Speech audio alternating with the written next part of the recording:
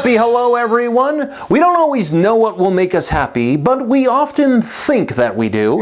Our prefrontal cortex is unique in the animal kingdom in that it helps us imagine experiences in our heads before we try them out in real life. It is how we know that a couch in a store will look nice in our living room, or that the idea of a liver-flavored ice cream is a terrible idea.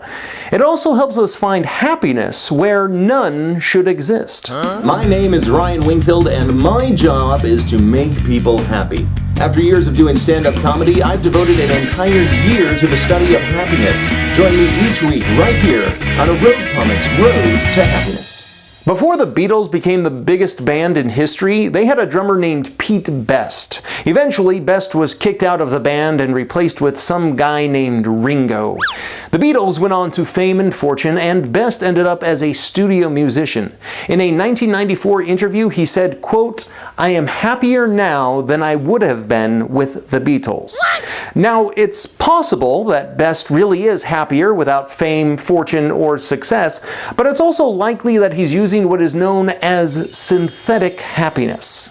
If natural happiness is when we get what we want, synthetic happiness is what we make for ourselves when we don't get what we want. It's not denial, but rather looking on the bright side. When forced to make a decision, most people will eventually believe that the path they've chosen is the right one and is likely better than an alternative. But this isn't just us telling ourselves that we did a good job, it is a rewiring of our brain on a subconscious level. In a study with amnesia patients who can't form new memories, like in the movie Memento or 50 First Dates, Harvard psychologists found that patients were able to improve their opinion of a painting that they owned, even if they were unable to remember having seen it. This emotional immune system works particularly well when we have little to no say in a matter. Consider this. People in arranged marriages are significantly less likely to get a divorce than people who choose their own spouse. Now, some of this success can likely be attributed to cultural differences, which makes it difficult for some people in arranged marriages, particularly women, to end a bad relationship.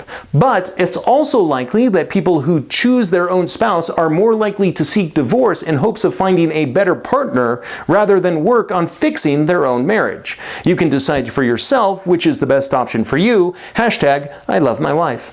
In America, we pride ourselves on having the freedom to choose, and that freedom of choice is great for natural happiness. But sometimes too many choices can lead to self-doubt, which makes us less happy. So the lesson is that a few choices are good for us, but too many are bad.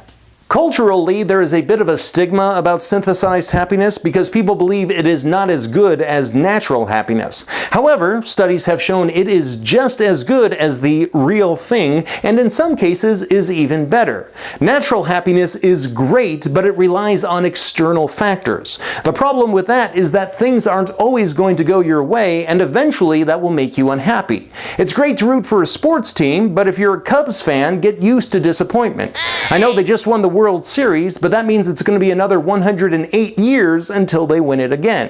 The great thing about synthetic happiness is it comes from internal factors, and as such can be applied to any situation, leading to a longer and more stable form of happiness. Shakespeare himself wrote in Hamlet, "There is nothing good or bad, but thinking makes it so." It is perhaps an oversimplification, as a go-with-the-flow attitude will only take you so far in life. Rather than choosing between natural and synthetic happiness, most positive psychologists would agree that with effort, the two can work in harmony. Pursue your dreams, but learn to live with your failure. I suggest by starting with the Serenity Prayer from American theologian Reinhold Niebuhr. God, grant me the serenity to accept the things I cannot change, courage to change the things I can, and wisdom to know the difference.